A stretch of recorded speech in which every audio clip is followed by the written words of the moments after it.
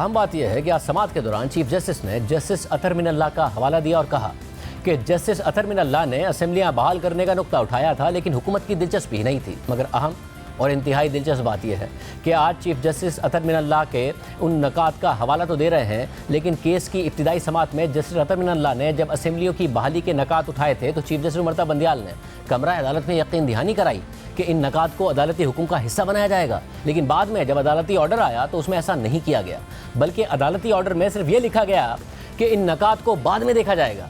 यानी chief justice ने खुली अदालत में कुछ और कहा और बाद में तहरीरी ऑर्डर में कुछ और लिख दिया। 23 फरवरी को पंजाब और खैबर पख्तूनख्वा में इंतखाबात की तारीख से मुताल्लिक अस्कुद नोटिस की इब्तिदाई समाअत में जस्टिस अतहर मिनल्लाह ने रिमार्क दिए थे कि हम इस केस में आईनी शिक पर बात कर रहे हैं। पहला सवाल ये होगा कि असेंबली आइन के तहत तहलील हुई या नहीं हुई। दूसरा सवाल यह है कि असेंबली की तहलील को भी 184(3) में देखना चाहिए। देखेंगे कि क्या असेंबलियों की तहलील आइनी तौर पर दुरुस्त है। ये एक अहम इशू है। इसका मकसद शफाफियत और अदालतों पर एतमाद की बात है। जस्टिस मंसूर अली शाह ने रिमार्क्स में सवालात उठाए कि क्या असेंबलियां किसी की डिक्टेशन पर ख़त्म हो सकती हैं। जब असेंबली के नुमाइंदे 5 साल के लिए मुंतखब होते हैं तो किसी शख्स की हिदायत पर असेंबली कैसे तहलील हो सकती है, ये भी देखेंगे कि क्या असेंबलियों की बहाली से ये मामला हल हो सकता है। इसके बाद चीफ जस्टिस ने जस्टिस अतहर मिनल्लाह को यकीन दहानी कराई कि उनके नकात को अदालती ऑर्डर में शामिल किया जाएगा। मगर हैरानकुन तौर पर चीफ जस्टिस ने खुली अदालत में यह कहने के बावजूद ऐसा नहीं किया। मगर 23 फरवरी की समाअत के ऑर्डर में चीफ जस्टिस ने लिखा कि समाअत के दौरान जस्टिस अतहर मिनल्लाह ने यह नुक्ता उठाया कि पंजाब और खैबर पख्तूनख्वा असेंबली की तहलील आइन की खिलाफ वर्जी है, क्योंकि दोनों सूबों के वज़रा आला ने सियासी लीडर के हुक्म पर अमल किया। इसी तरह जस्टिस मंसूर अली शाह ने पंजाब और खैबर पख्तूनख्वा की असेंबली की तहलील की वजूहात के बारे में पूछा। अगर ये वजूहात काबिल समाअत हैं तो क्या अदालत इन दोनों असेंबलियों को बहाली का जायजा ले सकती है। ये नुक्ते ना तो अदालत में दायर की गई आइनी दरख्वास्त में शामिल हैं और ना ही अस्कुद नोटिस लेने की दरख्वास्त का हिस्सा हैं। हमारे सामने जो मामला है इसमें अर्जेंसी को जहन में रखते हुए इन नकात पर आगे चलकर किसी मुनासिब सतह पर गौर किया जा सकता है। यानी खुद चीफ जस्टिस नहीं, जस्टिस अतहर मिनल्लाह के उठाए गए नकात को केस का हिस्सा नहीं बनाया, कहा कि बाद में इस पर गौर किया जा सकता है। लेकिन आज वो सियासी जमातों को कह रहे हैं कि उन्होंने जस्टिस अतहर मिनल्लाह के उठाए गए नकात में दिलचस्पी क्यों नहीं दिखाई, जबकि जस्टिस अतहर मिनल्लाह ने अपने तफसीली नोट में खुद सियासी जमातों से नहीं बल्कि चीफ जस्टिस से शिकवा किया था कि उनके उठाए गए नकात को नज़रअंदाज कर दिया। 27 फरवरी को जस्टिस अतहर मिनल्लाह ने अपने नोट में लिखा कि समाअत के दौरान मैंने राय दी थी कि हमारे सामने जो मामला है उससे पहले मुतल्लिका सूबाई असेंबलियों की तहलील के कानूनी पहलुओं का भी जायजा लिया जाना चाहिए। चीफ जस्टिस जो बेंच की सरबराही कर रहे थे उन्होंने इन सवालात पर भी गौर करने की हामी भरी थी। मेरे सवालात पर बेंच के किसी रुकन ने एतराज़ भी नहीं किया था, इसलिए खुली अदालत में ऑर्डर डिक्टेट करते हुए मेरे सवालात को शामिल करके हुक्मनामा लिखवाया गया। चीफ जस्टिस का ओपन कोर्ट में दिया गया ऑर्डर तहरीरी हुक्मनामे से मुताबिकत नहीं रखता। मुझे जो सवालात लिखने को कहा गया वो ये थे कि क्या सूबाई असेंबली तोड़ने की एडवाइस देना वज़ीर आला का हतमी इख्तियार है, जिसको इस्तेमाल करते हुए आईनी वजूहात को देखना ज़रूरी नहीं। क्या वज़ीर आला अपनी आज़ादाना राय पर ये एडवाइस दे सकता है या वो ये एडवाइस किसी और शख्स की हिदायत पर भी दे सकता है। अगर वज़ीर आला की एडवाइस किसी भी वजह से आईनी तौर पर गलत साबित हो जाए तो क्या इस सूरत में सूबाई असेंबली दोबारा बहाल हो सकती है। सिर्फ यही नहीं, आज chief justice justice Athar Minallah के नकात का हवाला तो दे रहे हैं, मगर ये वही जस्टिस अतहर मिनल्लाह हैं जिन्होंने अपने तफसीली नोट में करार दिया था कि यह फैसला 3-2 का नहीं है बल्कि 4-3 का है। और ये भी बताया था कि क्या चीफ जस्टिस ने उन्हें बगैर उनके कहे बेंच से अलहदा कर दिया था। जस्टिस अतहर मिनल्लाह अपने तफसीली नोट में लिखा था कि मुझे जस्टिस मंसूर अली शाह और जस्टिस जमाल बंदूखेल के तफसीली वजूहात पढ़ने का एजाज़ भी हासिल हुआ और मैं उनकी राय से इत्तफाक करता हूँ। ख़ास तौर पर दरख्वास्तों और सूमोटो के दायरा कार को लागू करने के 4-3 के हतमी फैसले से मुतालिक इत्तफाक करता हूँ, क्योंकि 27 फरवरी 2023 को जो आंट रूम में इजलास हुआ उसकी अंडरस्टैंडिंग यही थी। और मैं ये भी नोट करता हूँ कि मैंने ख़ुद को बेंच से अलहदा नहीं किया था और ना ही मेरे पास ख़ुद को बेंच से अलहदा करने की कोई वजूहात थी। ये बहुत अहम बात है कि जस्टिस अतहर मिनल्लाह कह रहे हैं कि जजिस के दरमियान 27 फरवरी को इस बात की अंडरस्टैंडिंग हो गई थी कि फ़ैसला 4-3 का है।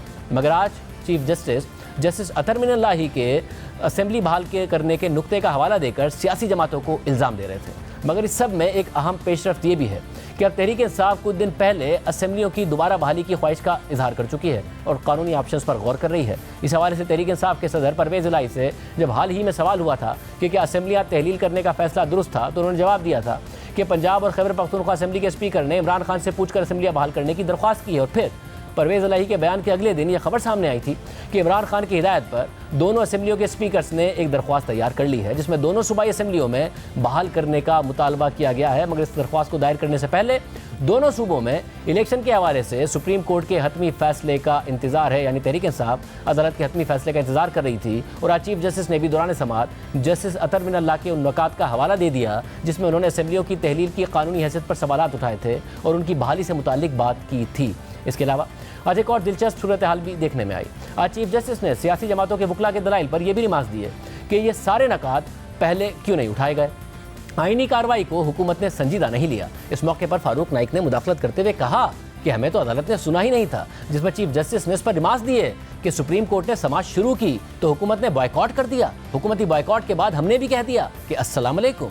जबकि दिलचस्प बात यह है कि 3 अप्रैल को समाअत के आगाज़ में पीपल्स पार्टी के वकील फारूक नाइक रोस्टरम पर आए तो चीफ जस्टिस ने पीडीएम के बॉयकॉट से मुतालिक सवाल किया और पूछा कि क्या आप केस का हिस्सा बन रहे हैं, क्या आप बॉयकॉट नहीं कर रहे थे। तो फारूक नाइक ने जवाब दिया था कि हमने बॉयकॉट नहीं किया। इस पर चीफ जस्टिस ने रिमार्क्स दिए कि आप मुशावरत करके हमें तहरीरी तौर पर बताएं, अगर बॉयकॉट नहीं किया तो भी बताएं। फारूक नाइक ने जवाब दिया कि सियासी जमातों को बेंच पर तहफ़्फ़ुज़ात हैं। चीफ जस्टिस ने रिमार्क्स दिए कि अखबारात में लगा है कि पीपल्स पार्टी ने भी बॉयकॉट किया है। तो इस पर फारूक नाइक ने कहा कि हमें सिर्फ बेंच पर एतराज़ है, हमने बॉयकॉट नहीं किया है। जैसे मुनीब अख्तर ने रिमार्क्स दिए कि आप बॉयकॉट करके दलाइल देने आ गए। इजलास में कहा गया है कि बेंच पर एतमाद नहीं है, अगर आपको हम पर एतमाद नहीं है तो हमें बताएं।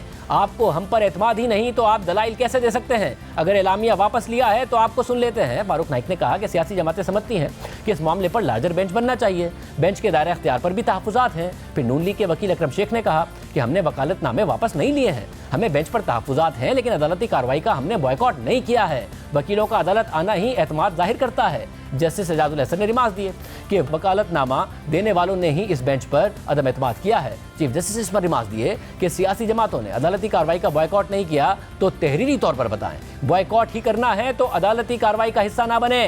चीफ जस्टिस ने फारूक नाइक से सवाल किया कि सियासी जमातों से क्या हिदायत ले ली हैं। फारूक नाइक ने जवाब दिया कि सियासी जमातों के एलामिये में अदालती कार्रवाई से बॉयकॉट का जिक्र नहीं है।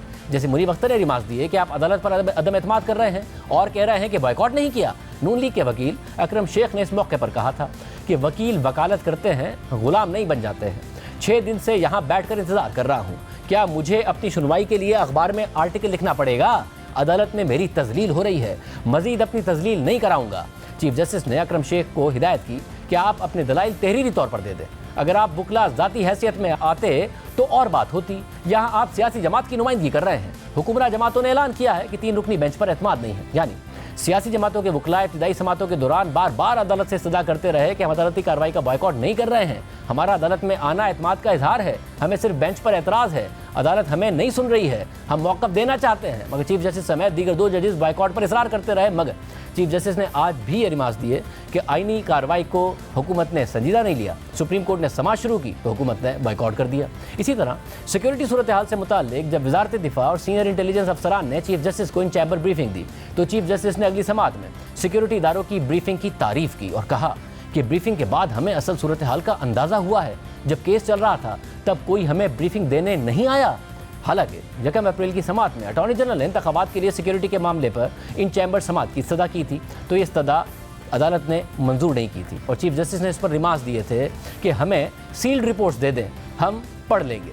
हम सिर्फ फ़ौज की बात नहीं कर रहे हैं, मुसल्लह अफवाज में एयरफोर्स और नेवी भी शामिल है। अगर हमारी फ़ौज हसास जगहों पर तैनात है तो हमें इन 2 अफवाज के बारे में भी बताया जाए। अगर पाक आर्मी की नफरी मसरूफ़ है तो दीगर सर्विसेज से एहलकार लिए जा सकते हैं।